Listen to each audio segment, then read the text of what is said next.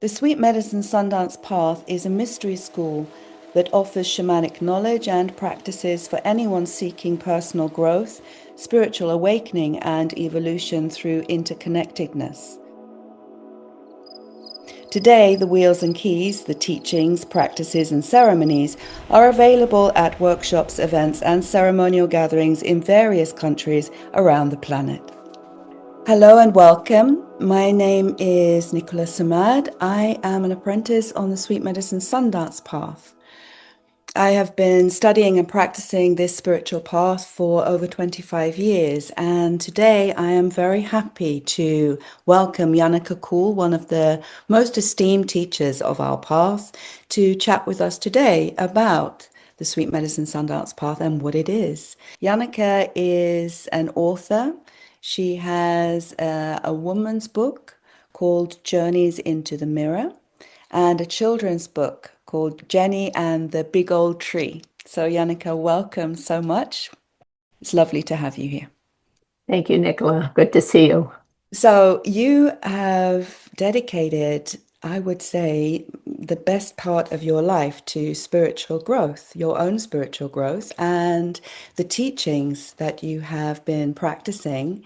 You must have been teaching, I don't know, the foundational wheels and the advanced wheels and keys for many, many years over and over again to students and apprentices all around the globe, including me.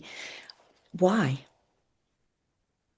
Well, honestly, I don't think I've ever asked the question why about this. What I know is that I have found that when I teach, I learn the most.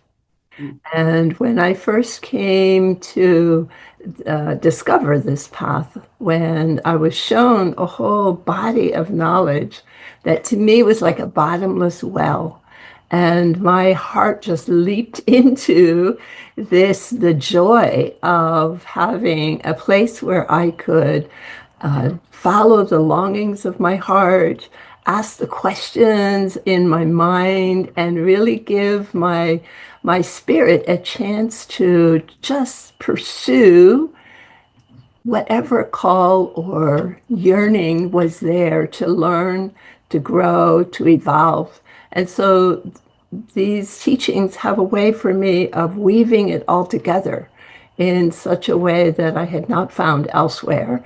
And so it's pure joy to share.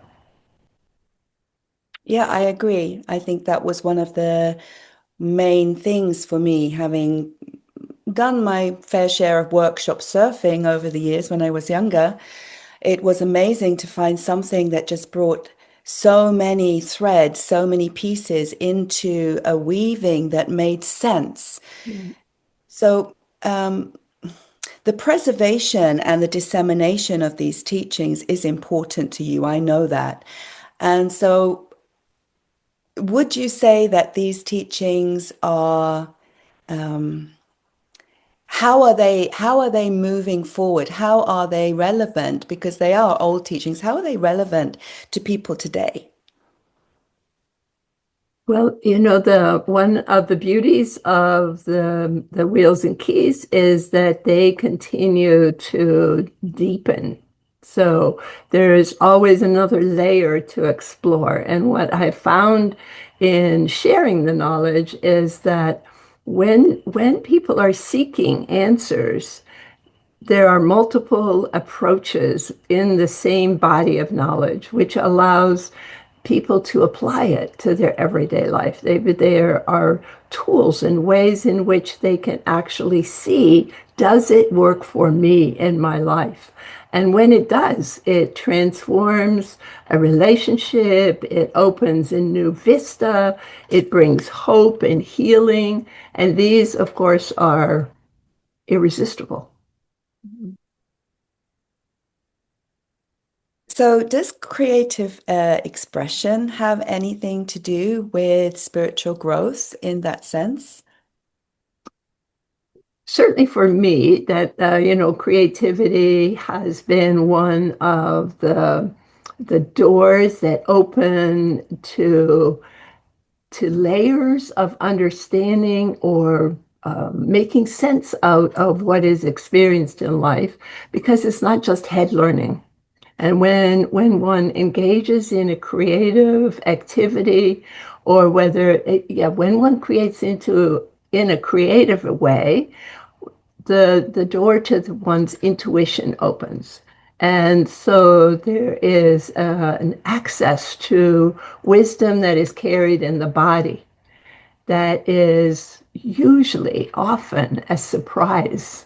And that surprise is what brings an illumination or clarification, another way of looking at what is actually being experienced.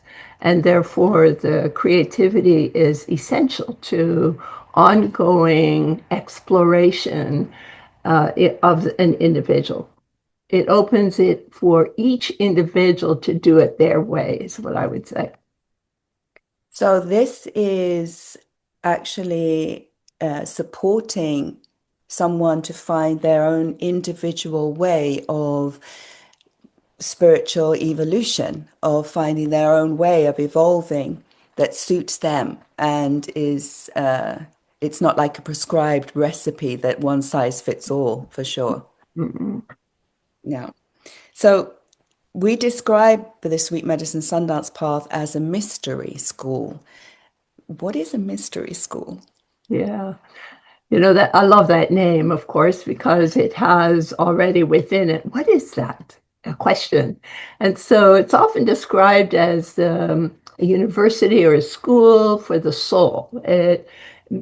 When one approaches knowledge and life to have mystery to it, then it already whets the appetite to discover, to explore, to go for where the more is. It's not just the known knowledge, or not just what is already understood, but to use that understanding as a platform to be able to explore the new, the unexplored, to open oneself to what is the quest inside the soul to discover and to become more than what one was before. I I would think describe it. I agree with this. It's like it's looking at the self as a mystery, Hmm.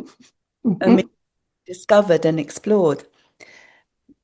So one of the mysteries that I encountered when I first became an apprentice was the elders. Who are the elders? Who are the elders? Of course, that's a big question. So the elders that we're speaking about are, I imagine, your question is about the twisted hair elders. And so we have a legend of who the twisted hairs are. And there's even corroboration in some of the writings about a time when the wise ones, the elders, the ones who had had a sufficient life experience to know something, to have applied it in their life, that they would travel and they would go and take what they knew and test it out in new locations. And as they were in different locations, they would also harvest and inquire and explore the knowledge that was there. And this is where the name Twisted Hairs comes from, in the sense that these medicine men and women, wise, we might call them philosophers, explorers, and they would actually take the ancient knowledge and the new knowledge and weave it together, braid it together as you would braid hair.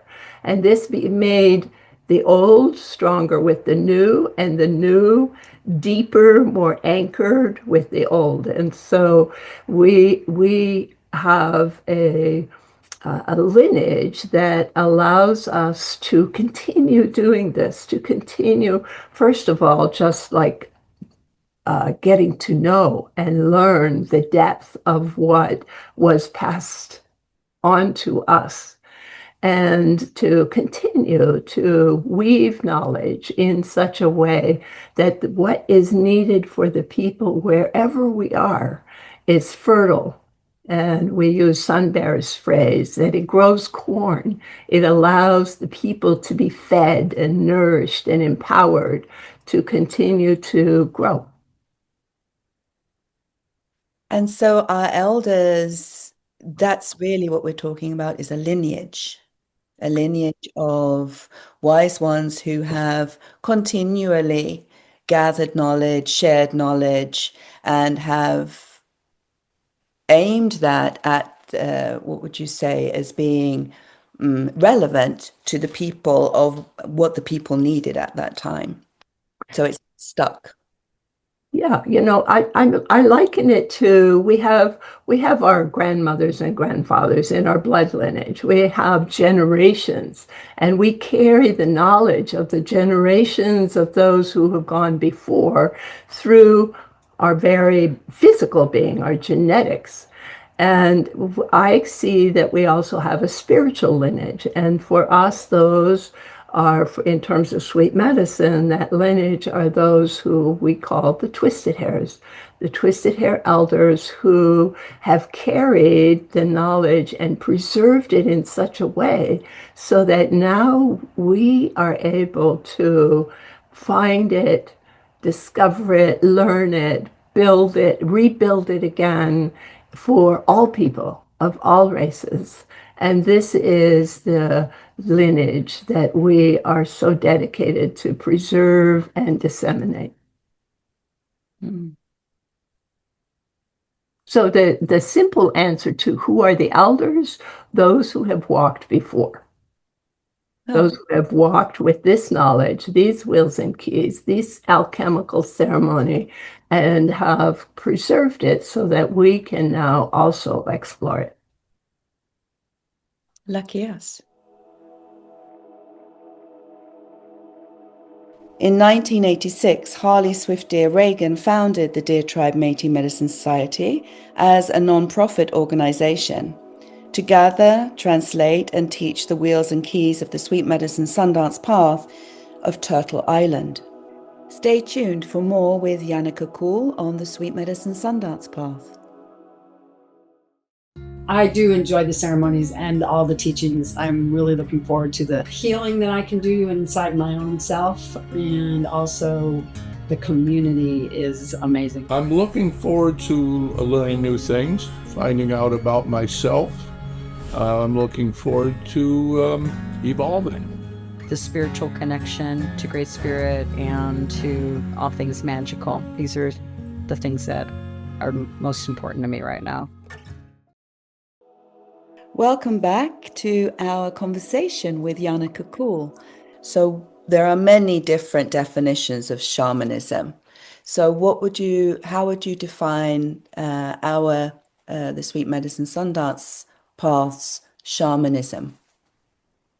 Well, we probably also have quite a range of what we all include in shamanism, but the essence of shamanic healing, shamanic practice, shamanic understanding is that it brings spirit into substance. It allows our physical everyday reality to awaken to that which is of spirit, invisible, mysterious.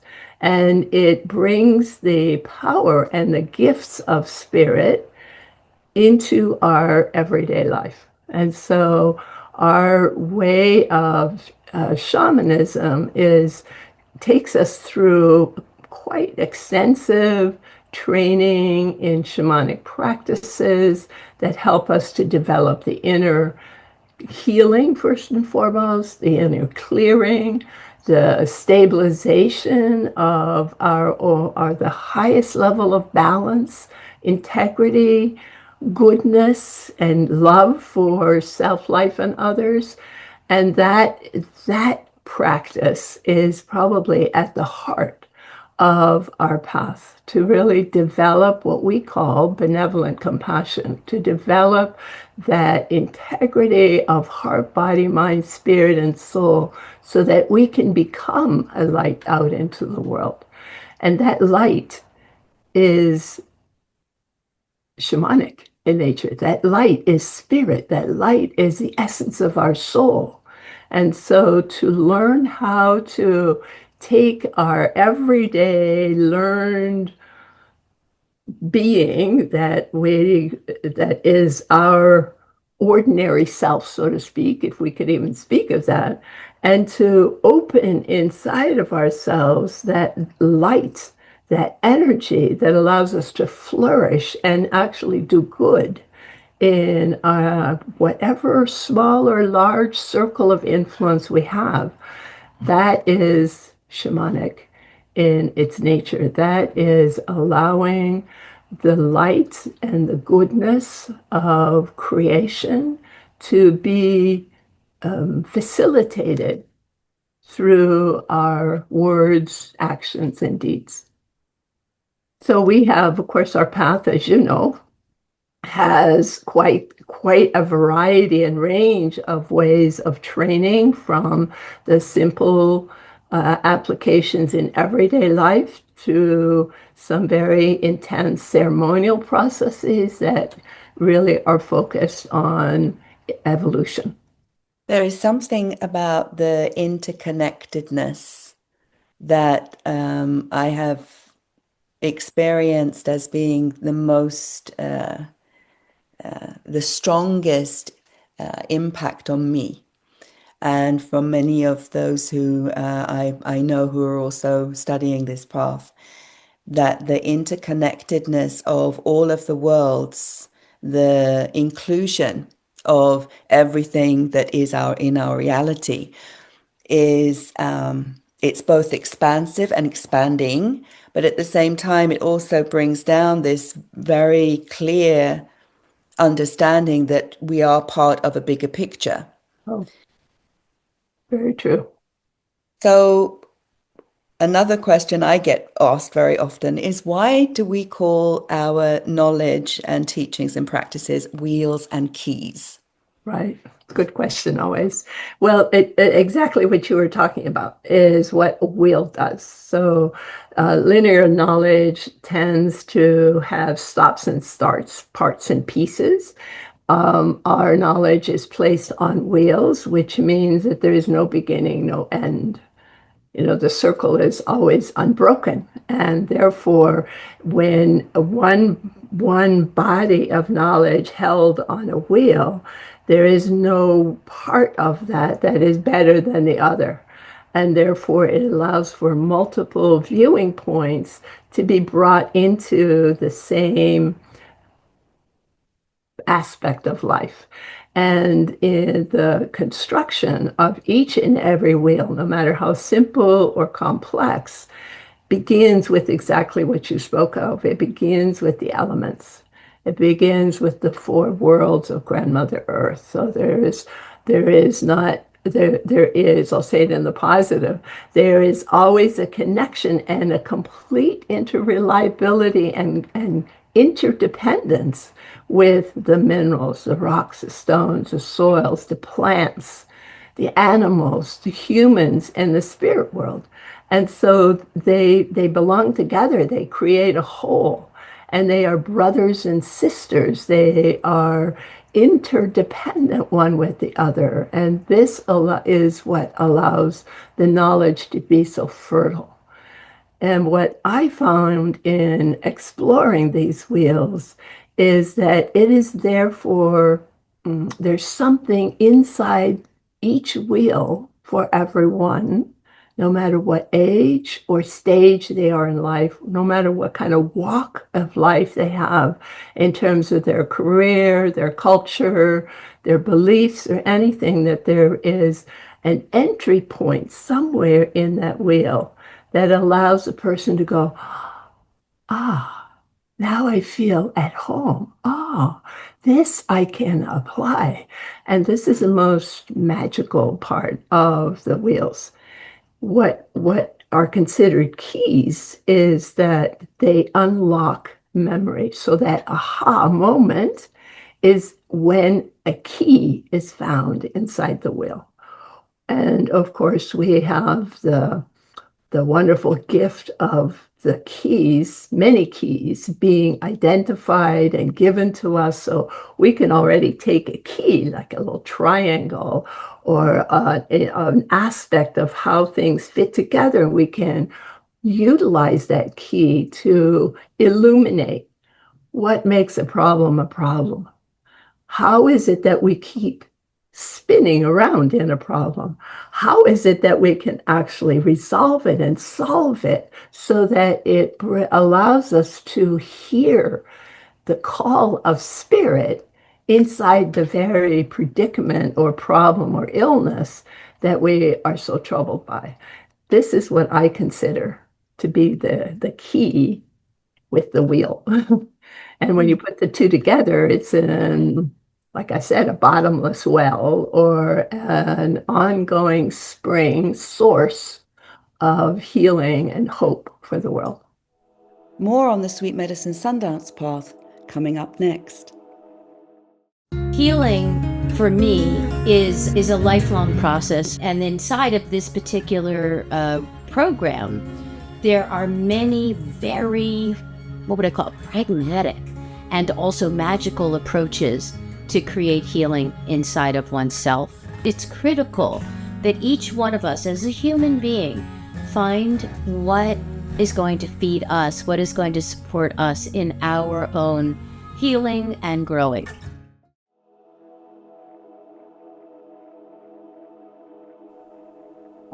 Thank you, Janneke. I've really enjoyed doing this interview with you and look forward to having further conversations with you and with other leaders. Thank you very much for joining us. You're very welcome. It was a pleasure, actually. Thank you. For more information about DTMMS and the Sweet Medicine Sundance Path, go to our website at dtmms.org. You'll see a calendar of events and our international offerings. You can also email dtmms@dtmms.org to answer any questions. You can find us on YouTube, Spotify, Apple Podcasts, Amazon Music Podcast, and iHeartRadio. Stay tuned for part 2 of our interview with Janneke Koole and more information about the Sweet Medicine Sundance Path. Thank you for tuning in to DTMMS TV. If you liked what you heard, then thumbs up and share, please.